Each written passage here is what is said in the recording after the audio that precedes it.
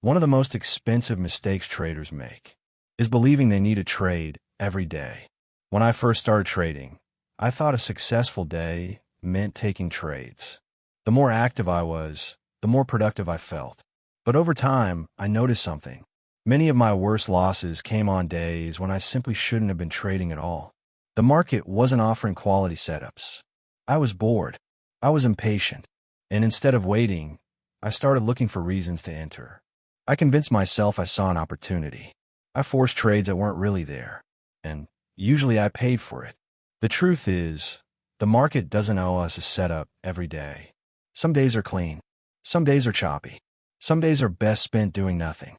That's a lesson many traders struggle to accept. Because not trading feels unproductive.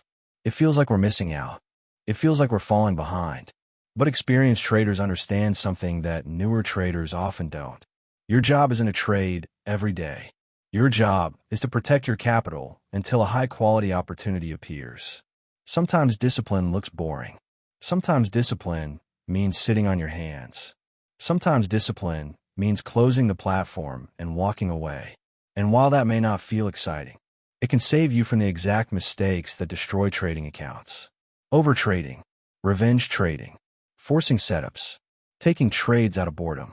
I've found that some of my best trading days were actually days when I didn't place a single trade. Not because I missed opportunities, but because I avoided bad ones. And in trading, avoiding bad trades is often just as important as finding good ones. So if you're feeling pressure to be in the market every day, remember this. You don't get paid for trading. You get paid for making good decisions. And sometimes, the best trade is no trade at all. If you're working on becoming a more disciplined trader, I've put together trading journals and free resources designed to help traders review their decisions, spot patterns, and stay consistent over time.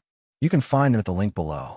And if you enjoy content focused on trading psychology, discipline, and long-term consistency, consider subscribing for future videos.